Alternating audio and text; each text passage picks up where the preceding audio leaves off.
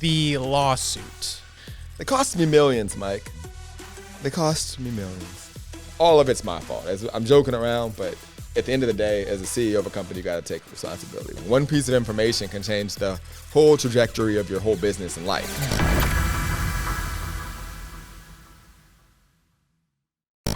You wish you could beat me in chess. Checkmate. Are you good at chess? I remember one time we got a chess board when I was a kid. Uh-huh. And my brother, God rest his soul, started beating my dad. So my dad taught us, then my brother started beating him. Mm-hmm. My dad threw the chessboard. That's the last I ever played chess. How old were you? I don't know, I was little. And that was it? That was it. My chess career was over. Never played chess? Never played chess again. Thanks, Dad. I mean, hey.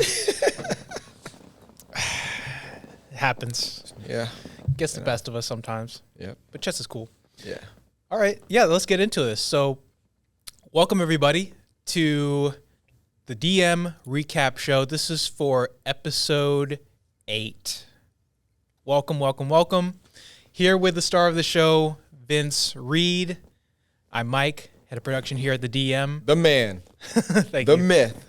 Now, the lady legend. No. They're calling you a legend, Mike. Just tell them the truth. I don't know anyone else's. The girls are calling him it. a legend. But I'll take it. I appreciate it. I appreciate All right. I appreciate the love. Thank you. Thank you. Good. Anyways, let's move forward.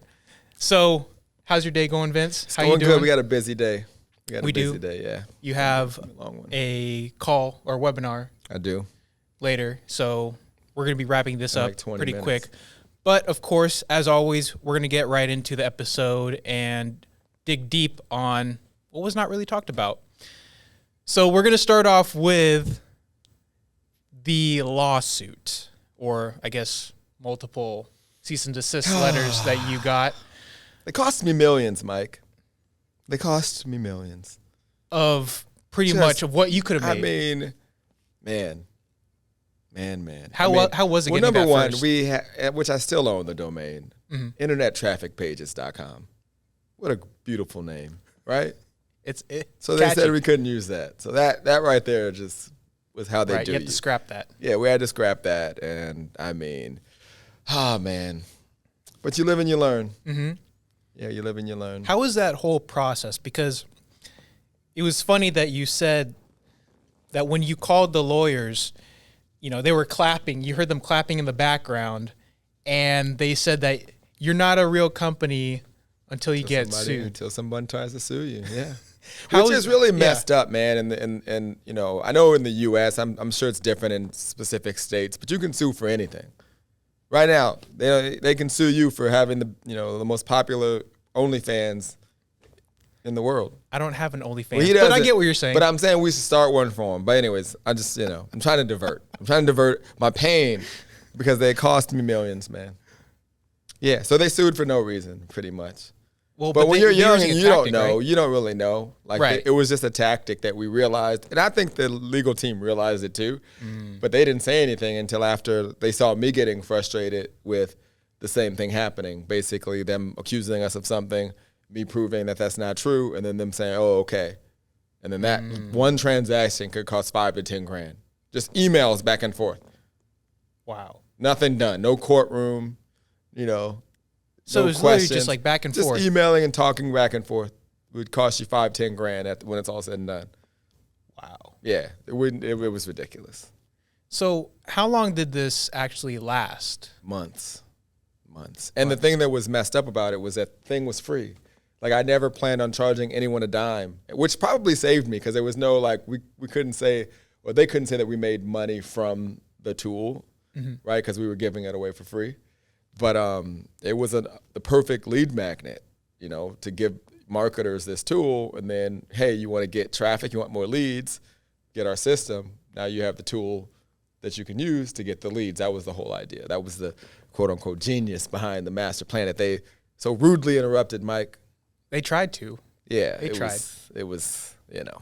But hey, you live and you learn. You live and you learn. Yep. Do you have any advice to give to anyone that's facing a similar situation or might face a similar situation to where they know they're not in the wrong, but, you know, there's a bigger company who has a lot of capital to just like strong arm you and try to take you out of business and send you cease and desist letters? You know, I mean, it happens so much, right? I mean, there's so many frivolous lawsuits. You know, the only real thing that should happen is if you win. For example, if I were to prove that I was innocent, which I was, then there should be a law or something that basically makes that person or that person suing you have to pay the legal fees and have serious penalties because, you know, these things just happen. So I guess the advice I would say is, you know, dot your I's and cross your T's. Make sure you've got a good legal team and definitely be more in tune with what's going on than I was. So again, as I said in the episode, it wasn't just their fault. I should have known and been looking at it because had I seen that before, but the problem was they didn't have it ready. So they put me in this weird situation where I had to go up on stage and show the software without seeing it. And all this could have been avoided had maybe two things. Me not put them in such a tight bind to get this done in time. But at the same time, they said that they could, right? So when you're young and you're ambitious, sometimes these things happen. So I don't know. I mean, there's a lot of things you can do here or there, but I think I chalk it up to like just experience now that I can use. But get a good legal team. I would say if you are a person creating software, make sure that you create, you know, an exact replica. Get someone that can design how you want the site to look. Each page, I mean, when they click this button, it should look like this because these developers are going to take what you say literally. So had I had a mock-up of every page of how I wanted the site to actually function, then I wouldn't have been in that. So all of it's my fault. I'm joking around, but at the end of the day, as a CEO of a company, you got to take responsibility when you mess up. So it was an expensive lesson. Yeah, but you got through it. I mean, eventually you had to shut that down. But then moving forward, we're going to go to you selling from stage for the first time, right? Yes. How was that leading up to So that? it was interesting and something I didn't really mention. You know, if you've ever been to an event where every speaker's pitching from stage and you feel like it's a pitch fest, right? You know, the reason the event does that is that they get a percentage of all the sales. So the speaker doesn't get up there and just make 100%. It's almost like an affiliate program live from stage, right? So everybody that's selling something splits it. Typically, it's like, depending on the event, some of them will try to say, I want 50%. But a lot of times it's like a 40% or 30% split. So the person hosting the event will take 30 or 40, then you'll make like, you know, anywhere between 60 and below. Typically is how that worked. So they want to get people that can sell and have good things that they know their audience would buy. And I think in this case, my buddy who let me speak, he saw how people got results when he was leveraging the system, right? His audience, they weren't used to lead generation and marketing or the strategies that I was teaching. I hinted on like the whole, you know, running ads on TV, which we talk about in future episodes a little bit more, some of the different strategies. Yeah. But they were all like that. So they weren't things where you would know how to do or had heard before, which made the offer that much stronger. Oh, okay. Yeah, that's what it was. That makes sense. If someone is going to speak on stage for the first time and they're going to sell from stage, how do they prep themselves? So this was my first time. So what I always do, even to this day, is I try to provide more value. And my goal is that I want to deliver information that the person can leave the event, and the information that I deliver is the one piece of information that can make them make money immediately. Because I tell everyone that goes to an event that you just need to get one thing. One piece of information can change the whole trajectory of your whole business and life. I want to be that speaker. I want them to remember my talk. So I make sure that I give useful information that they can use right then, something that they can execute and get results. So that was my main focus. And I knew that if I could get someone to get results from whatever I was sharing on stage, that clearly they would want whatever it was that I was offering. So I would tell someone that as well. So some people speak from stage and it's a lot of high level things where it's big picture and they'll really exaggerate problems and they'll say, buy my thing and I'll fix it. So what I try to do is just tell them the problem from stage, solve the problem from stage, and then the offer would be there's several other ways to solve this problem. I can teach you those as well. Got it. Okay. So as long as they get one important thing from that talk that they can go use immediately. that they can go use immediately. Exactly. That's all you're looking for. That's what I try to do every time I speak from stage. That's all you can really ask for, really. Yeah, because I mean, I've been at events and, and you get to these events and it's personal development. You got to work hard, and people who come to these things, they want to get their investment back. Some of these people spend, their last dollar getting to these events. Right. Half the time they really can't connect with the speakers, and they get there and they're like, man, they're overwhelmed. You're on the verge of being excited. You're on one side, you're like mad because you're like, I don't really have anything I can do. I get it. People are doing well, but how does that apply to me? I don't want to be that one. I want to be the guy where they're like, okay, at least I saw that and I can go get some results. Right. Yeah. So you're selling on stage.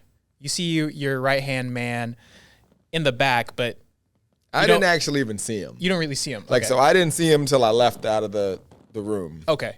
But you didn't know how many applications I saw him in the back because I was like, hey, if you guys want to get what I offered, go to the back. He has the little order forms or whatever, and fill those out, and then we'll get you all set up. But at that point, when I walked off, I didn't see him until really I left out of the room. Right, and you didn't know how many applications. I honestly thought no one got it. I couldn't see any rush. When I got up and I was walking off, nobody was really going back there. I could sense that immediately, but you get caught up answering questions right afterwards. So you don't want to just for me, I try to give people eye contact and really be in tune to what they're saying. So I wasn't looking back, talking. I was really just focused in on them because my thought I remember was, hey, maybe they just have questions. So let me focus in because there was a lot of people at least there, right? So what I think was happening is they were asking me the question, then they would go do it. They'd ask me the question, and I was just talking, and they would go do it. I think that's what was happening. You just didn't see that part. I didn't see that part. Okay. Yeah. So you and your right-hand man, you finally, get away from the crowd. You're going to the hotel room. You ask him, how did I do? How many applications we got? And he just doesn't tell you anything. He's been all discreet and mute and smirking and weird, and I can't tell if we didn't do anything.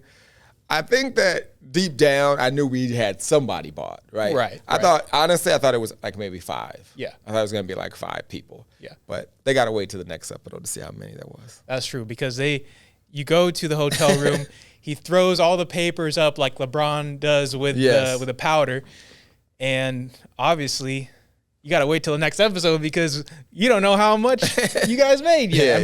But obviously the audience doesn't know. It was definitely a fun. That's what business is all about. That moment when you put in all the hard work, and we needed that good moment because the weeks and months prior to that. I don't know. Was it a good moment? Legal stuff. I don't know. Yeah. What's that? I don't know. Was it a good moment? Could have been a bad moment. Could have been just one application that fell out of that backpack. It wasn't one. It was more than one, I'll tell you that. You could have photocopied every single one. That's true. And just multiplied it by more. He could have went to Kinko's and just quickly all right, I'll just pretend. Just to make Vince feel better. They gotta watch the next episode to find out. And there we go. With that, that's a wrap for the recap. We'll see you on the next episode. Later. See ya.